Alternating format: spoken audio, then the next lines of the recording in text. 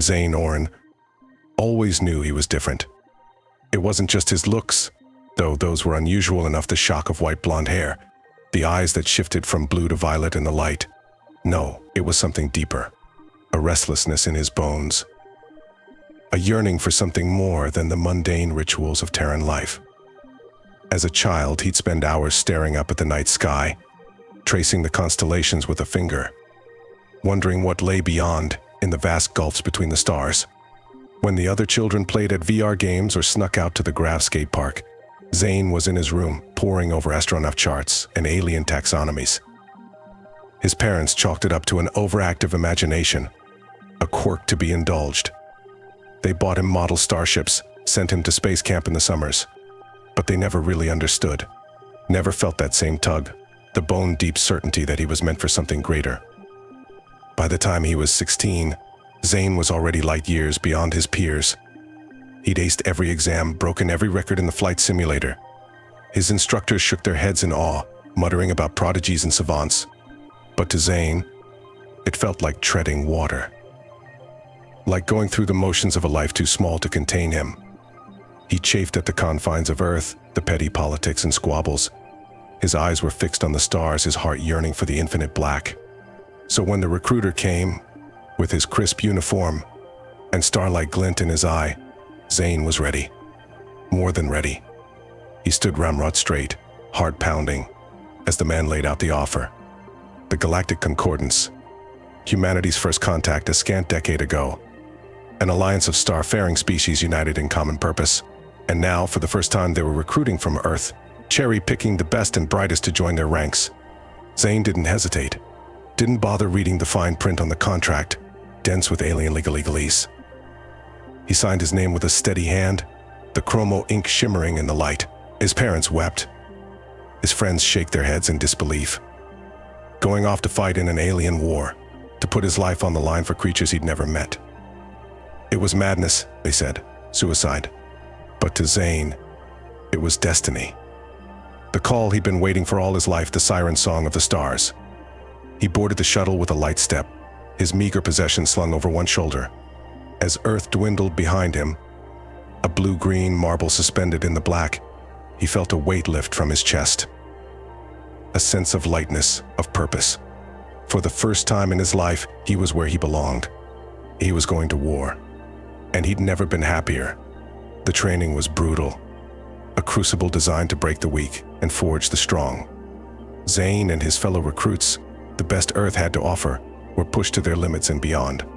Mental and physical, technological and tactical. Their instructors were a motley assortment of aliens, each more bizarre than the last.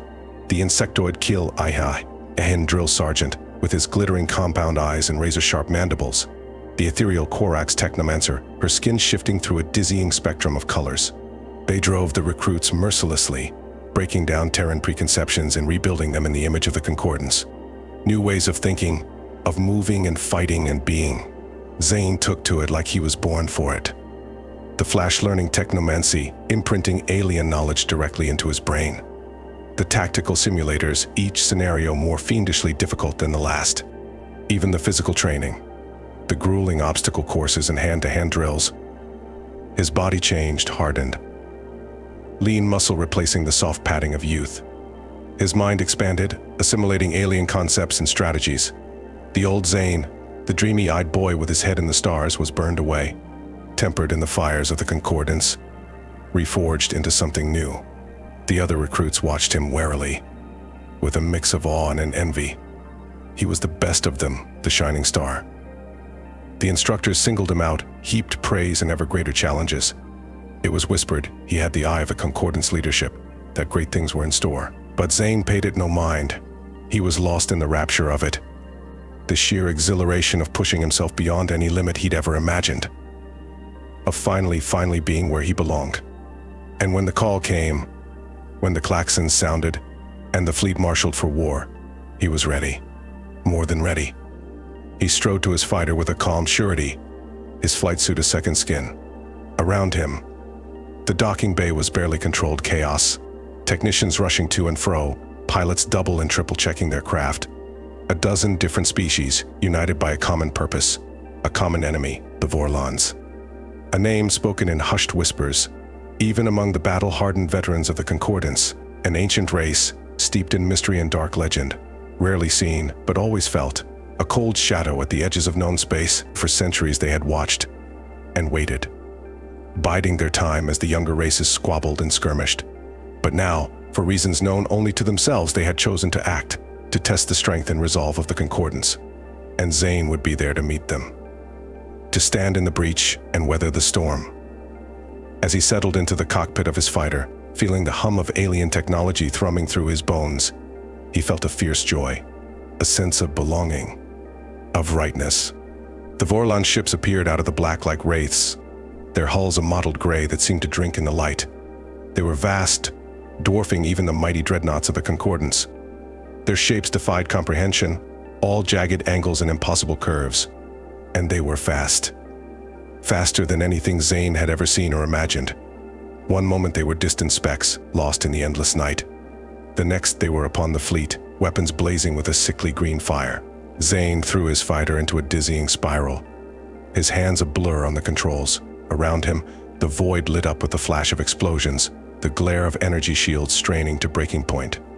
The comm channels were a cacophony of screams and barked orders, a dozen alien tongues blending into a single desperate voice. But Zain was calm, focused. His world narrowed to the controls in his hands, the readouts flashing before his eyes. He jinked and juked, rolling and spinning, always a half-second ahead of the enemy fire. His wingmates fell away, picked off one by the relentless Vorlon assault. But Zain flew on, a lone mote of defiance in the face of annihilation. He scored hit after hit, his weapons slicing through the enemy shields like a hot knife through butter. But it wasn't enough. It could never be enough. For every Vorlon ship he crippled or destroyed, two more took its place. They seemed endless, a tide of gray metal and green fire pouring from the depths of space. The Concordance line buckled, then broke. Mighty warships shattered like glass, their crews spilling into the void. Fighters spiraled out of control, vanishing in silent puffs of flame. The comm channels went silent, one by one, until only the crackle of static remained. And still Zain fought on. Alone, outmatched, his fighter battered and scorched. He wove a dance of desperate defiance, buying time with each precious second. Time for the survivors to flee, to carry word back to the heart of the Concordance. In the end, it was a stray shot that did it. A lance of green fire that slipped through his weakening shields, shearing through his port engine. His fighter shuddered, alarm screaming in his ears, the acrid stench of burning polymer filling his helmet. He struggled with the controls, trying to hold her steady. But it was no use. The Vorlon ships closed in, their weapons stabbing out with surgical precision, picking him apart, piece by piece. Zain gritted his teeth, his vision graying at the edges. He fought to stay conscious, to keep his finger on the trigger. If this was to be his end, he would make it one worthy of remembrance. A final blaze of glory, to light the void and sear his name into the annals of history. But even as he lined up one last desperate shot, a new voice crackled over the comm. An alien voice, deep and resonant, buzzing with strange harmonics. Zain Orin of Earth. Stand down. Zain blinked, his finger hovering over the trigger. He shook his head, convinced he was hallucinating. Some final trick of a dying brain. But the voice came again, insistent, commanding. Your fight is over. Starchild. The test is ended. You have proven yourself and your species. Test. Zain's mind reeled, trying to make sense of it. The Vorlon ships hung in space before him, their weapons powered down, waiting.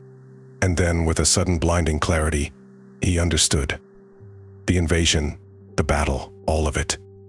It had been a ruse, a feint, a crucible to test the mettle of the Concordance's newest recruits.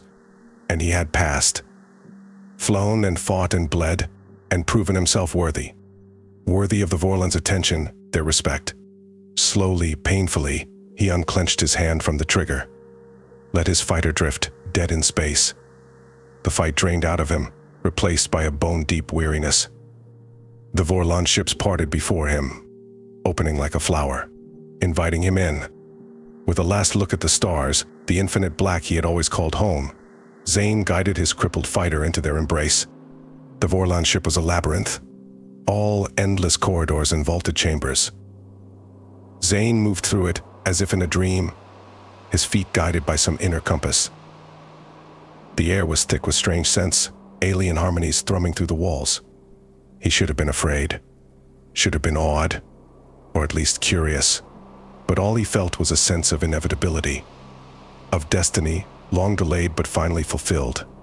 The chamber, when he reached it, was vast.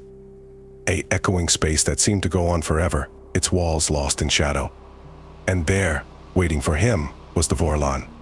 It was a thing of smoke and shadow, a vague outline in the gloom. But Zain could feel its presence, pressing down on him like a physical weight. Ancient and powerful, a being that had seen the rise and fall of 1,000 civilizations. "Welcome, Starchild," the voice was in his mind, bypassing his ears entirely. "You have come far, and through much hardship." Zain squared his shoulders, meeting that unseen gaze. "I have done what was required." Yes, was that amusement in the voice or approval? "You have passed the test, proven yourself worthy of our attention." "And what now?" Zain asked, his voice steady. "What fate have you chosen for me?" The Vorlon seemed to consider, the air around it shimmering with unreadable emotion. "A great task lies before you, Starchild. A destiny long foretold in the dance of galaxies." Zain frowned, a flicker of the old defiance stirring in his breast. "I make my own destiny." The Vorlon laughed, a sound like the tolling of great bells.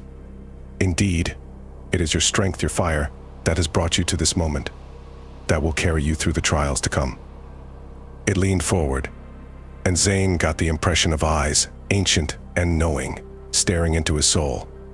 "The Concordance is but the beginning, Starchild, a stepping stone to a higher purpose. You will be the bridge, the beacon, the light that leads the way." Zain shook his head, trying to make sense of it. "I don't understand." The Vorlon's voice was gentle, almost pitying. "In time, you will understand all. The role you must play in the great unfolding." It straightened, and the air crackled with sudden energy. "But first you must heal, must rest and grow strong. For the path ahead is long and fraught with peril." Zain opened his mouth to protest, to demand answers. But a sudden wave of dizziness washed over him, a bone-deep fatigue. He swayed on his feet, his vision tunneling. The last thing he saw, before the darkness claimed him, was the Vorlon. Watching him, its form a swirl of smoke and shadow, waiting, as it had always waited, for the unfolding of destiny. Zain dreamed of stars and fire, of battles past and future. He saw himself, a figure of light and shadow, striding across the galaxy.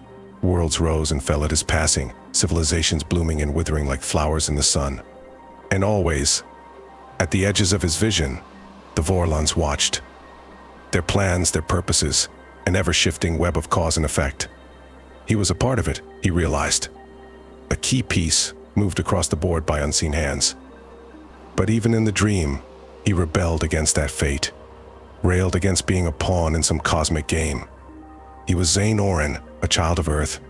He would make his own destiny, forge his own path among the stars. The dream shifted, changed. He saw the Concordance, fractured and afraid in the face of the Vorlon's power. Saw the seeds of doubt and dissension, sown by careful hands. It would fall, he knew with sudden certainty, all, and be scattered to the cosmic winds. But from its ashes, something new would rise. Alliance forged in the fires of adversity, led by a figure of light and shadow, a beacon in the dark. He saw the battles to come, the challenges that awaited, the enemies that would stand against them, within and without. But he saw too the bonds of fellowship, the ties of loyalty and love that would hold them together. And at the center of it all, a world. A shining jewel hung in the void. Its surface a tapestry of green and blue, of life in all its forms. He knew it with a bone-deep certainty. Knew its name, whispered in the dreams of 1,000 species. Earth, his home and the heart of something greater. A beacon, a rallying point, the seed from which a new future would grow. The dream faded, and with it the certainty. But the sense of purpose remained, a fire in his bones. He would return, would take up the mantle that had been laid upon him, would become the leader, the beacon that the galaxy needed. But first he would heal, would rest and grow strong. For the path ahead was long and fraught with peril, but he would walk it, with head held high and fire in his heart. For he was Zain Orin, a child of Earth, and his destiny awaited. Zain awoke to the soft beeping of medical equipment, the sterile tang of recycled air. He blinked, his eyes adjusting to the dim light. He was in a med bay, he realized. The walls a featureless gray, the equipment sleek and alien. He tried to sit up, and winced as pain lanced through his body. He was bandaged, he saw, his skin a patchwork of grafts and synth flesh. The price of his defiance written in blood and bone. Easy, the voice was soft, melodic. He turned his head and saw a figure seated beside his bed. Aurochs, her skin a shifting kaleidoscope of color. You are safe now. Zain licked his lips, his throat dry and cracked. Where am I? On a concordance ship, the Aurochs leaned forward, her eyes deep and luminous. We found you, drifting in the wreckage of the battle. Brought you here to heal. Zain closed his eyes, memories rushing back. The battle, the Vorlons, the dreams, and the terrible purpose that had been laid upon him. How long, he asked, his voice rough. A month, the Aurochs' voice was gentle. Your injuries were severe. It took time to knit flesh and bone. A month. Zain's mind reeled, trying to grasp it. A month lost, while the galaxy spun on without him. While the seeds of the future were sown and destiny unfolded.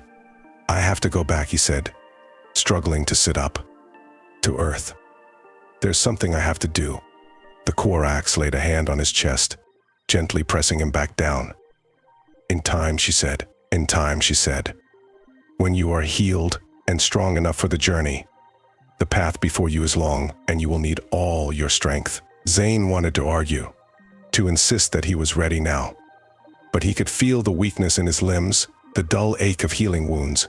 He knew she was right. He needed time to recover and regain his strength.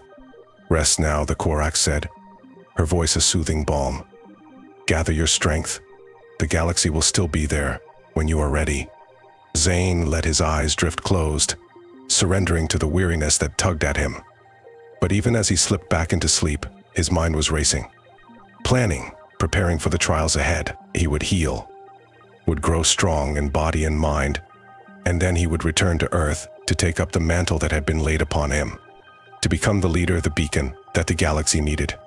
For he was Zain Orin, a child of Earth, a Starchild with a destiny written in the dance of galaxies. And nothing, not the Vorlons or the Concordance or the vast reaches of space, would stand in his way. The weeks passed. As Zain healed and grew strong, he threw himself into his recovery, pushing his body to its limits and beyond.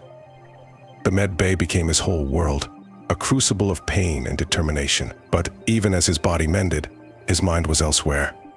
Lost in dreams and visions, the tantalizing glimpses of the future that had been granted him. He saw the galaxy poised on the brink of great change, and he saw himself, the fulcrum upon which that change would turn. The Aurochs was his constant companion, guiding him through the long hours of therapy and meditation. She spoke to him of the Concordance, of its history and purpose, of the great challenges that faced it, and the role he would play in meeting those challenges. You are special. Zain Orin, she told him, her eyes glinting with a strange light. Chosen by fate or chance or the will of the galaxy. A Starchild, born to lead us into a new era. Zain listened and learned. He absorbed the wisdom of the Aurochs, the knowledge and insights of 100 alien cultures. He felt himself changing, growing, becoming something more than he had been. And always at the back of his mind, the call of Earth, the pull of his homeworld, and the destiny that awaited him there. He knew, with a bone-deep certainty, that his path led back to that shining jewel in the void, back to the cradle of humanity and the seed of something greater. At last, the day came when he was deemed healed. When the bandages came off and the med bay doors opened, revealing a ship abuzz with activity. The Concordance was mobilizing, he learned, preparing for a great undertaking. The Vorlons have withdrawn, the Aurochs told him, her voice tight with tension. Retreated back to their own space after the battle. But they will return, in force, and with great purpose. We must be ready. Zain nodded, his heart quickening. This was it, the moment he had been waiting for. The call to action, the summons to destiny. He knew with a sudden fierce joy that his time had come. He strode through the ship, his steps sure and purposeful. The crew parted before him, murmuring in awe and respect. Word of his deeds had spread, it seemed, of the lone human who had stood against the Vorlons and earned their grudging respect. He came at last to the bridge, a vast chamber alive with the hum of alien technology. And there, waiting for him, was the captain. A tall, proud figure, his uniform a blaze of color and rank. Zain Orin, the captain said, his voice ringing with authority. The Concordance owes you a great debt. You have proven yourself in battle and in healing. Now we have need of your strength once more. Zain straightened, his heart pounding. I am ready, sir. The captain nodded, his eyes glinting with approval. Good. For we have a mission for you, Starchild. A task that only you can accomplish. He gestured to the view screen, the vast expanse of space whirling past. We have received a distress call from a world on the edge of concordant space. A human world long thought lost to the void. Zain's breath caught in his throat. A human world. Out here among the stars, it seemed impossible, a dream conjured by his fevered imagination. They call it New Eden, the captain continued. A colony established in the early days of human expansion. Before the Concordance, before the Vorlons, long thought lost, swallowed by the void. He turned to Zain, his eyes intent. But now they have returned, reached out across the light years, seeking aid and alliance.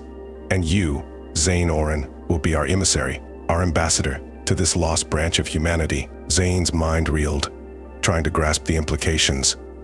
A lost colony, a remnant of Earth's first tentative steps to the stars.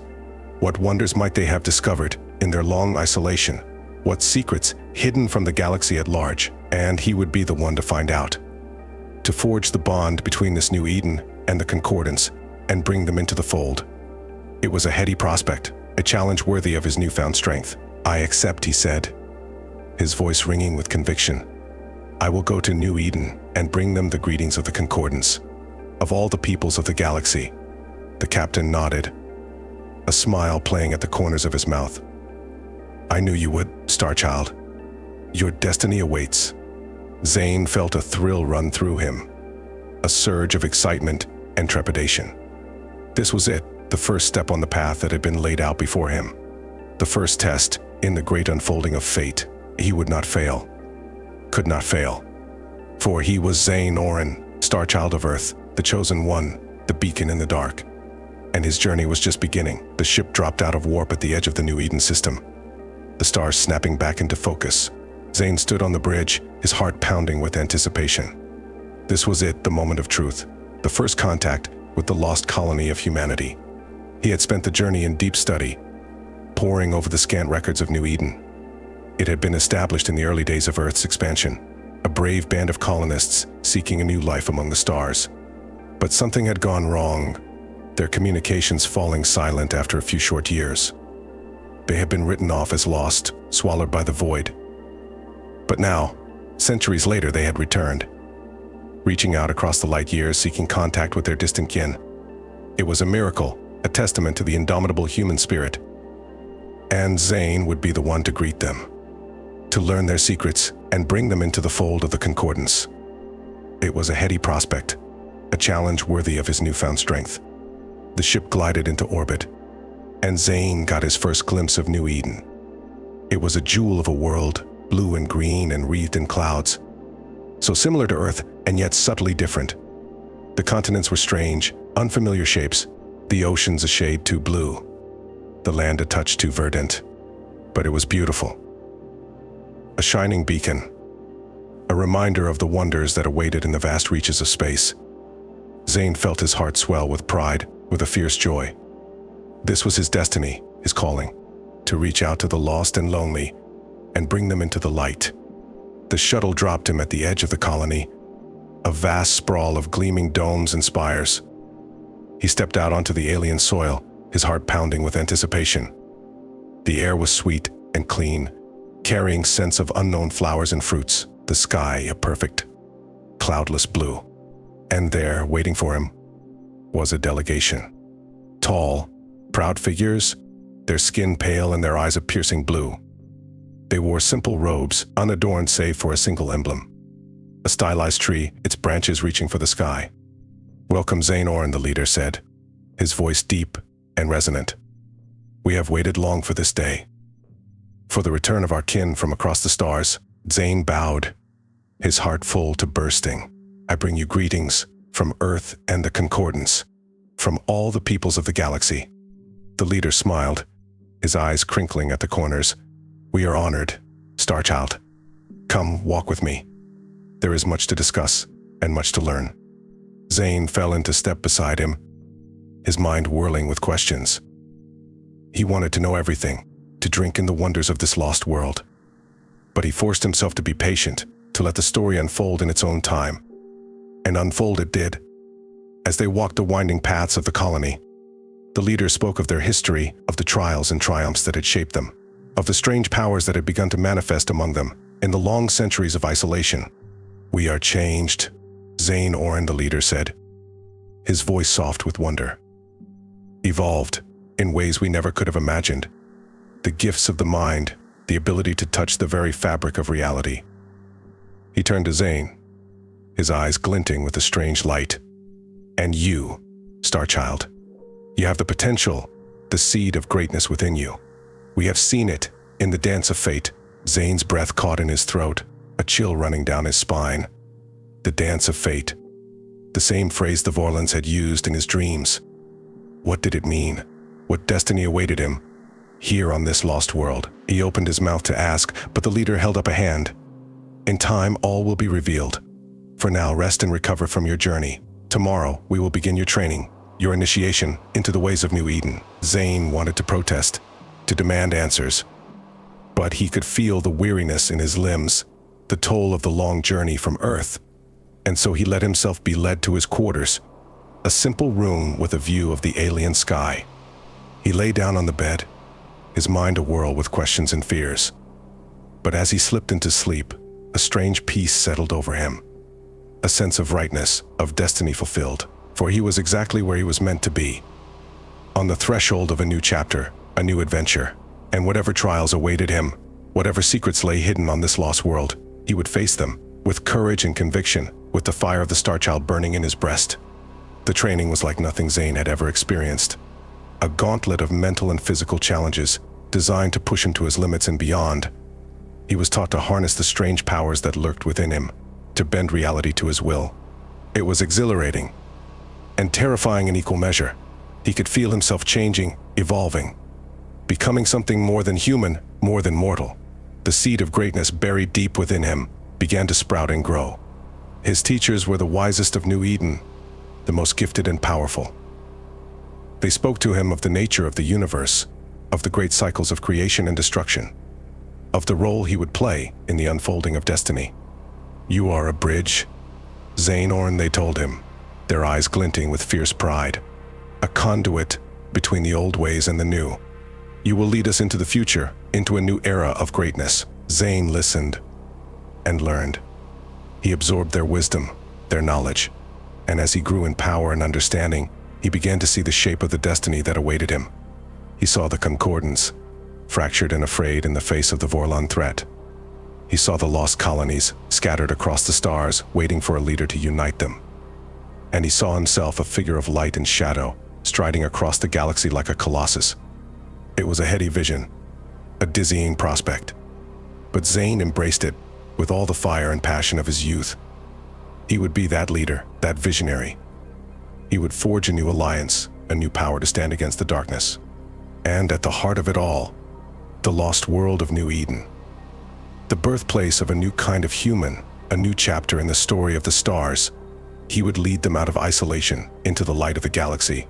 And together, they would shape the future and claim their rightful place among the great powers of the cosmos. But even as he reveled in his newfound strength, his newfound purpose, a shadow lurked at the edges of his mind.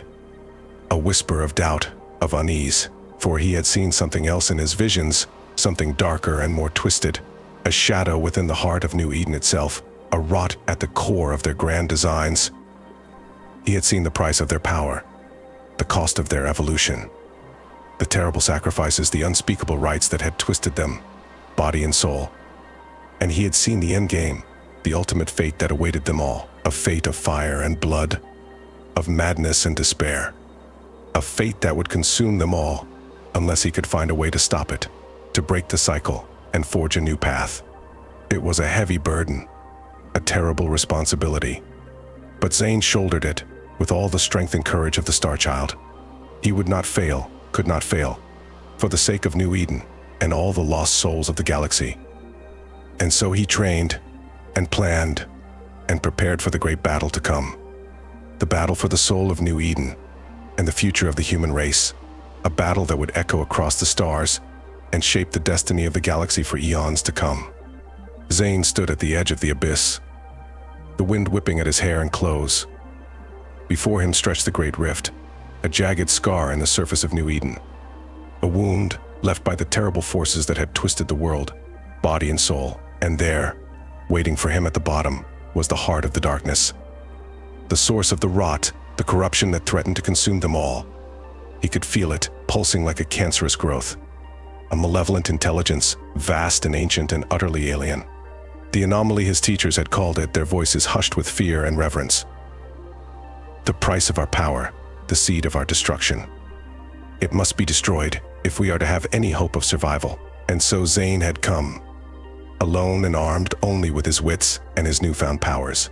He had come to face the darkness, to unmake the shadow that lurked at the heart of New Eden. He took a deep breath, steeling himself for the plunge. And then, with a silent prayer to whatever gods might be listening, he leapt into the abyss. He fell, the wind howling in his ears, the walls of the rift rushing past in a blur. And as he fell, he reached out with his mind, his senses, seeking the anomaly, the twisted heart of the world. He found it, a pulsing knot of darkness and despair, a vortex of madness and corruption drawing him in like a black hole. He could feel its tendrils, its whispers, slithering into his mind, promising power, promising godhood if only he would submit. But Zain resisted with all the strength of the Starchild. He fought back, his mind a blazing sword, cutting through the shadows. And as he fell, he reached out, his power a lance of pure light. He struck the anomaly, a searing blow that shook the foundations of the world. He could feel it recoil, a scream of rage and pain echoing through the cosmos. But it was not enough, not nearly enough, and so he struck again, and again, pouring all his strength, all his courage, into the fight. The anomaly writhed and twisted, a mass of shadow and horror. But slowly, inexorably, it began to unravel, to dissolve, under the onslaught of Zain's power. And then, with a final titanic effort, he tore it asunder. The anomaly shattered, its darkness dispersing like mist in the sun. And Zain was left alone, hovering in the heart of the abyss. He looked up to the distant light of the surface. And he knew, with a sudden fierce joy, that he had won. That New Eden was free, purged of the corruption that had festered at its heart. But even as he reveled in his victory, a new realization dawned. For the anomaly had not been the true enemy, the true threat to New Eden. It had only been a symptom, a manifestation of a deeper rot. No, the true enemy was within the hearts and minds of the people of New Eden, twisted by centuries of isolation and experimentation. The true battle was still to come, a war for the soul of a world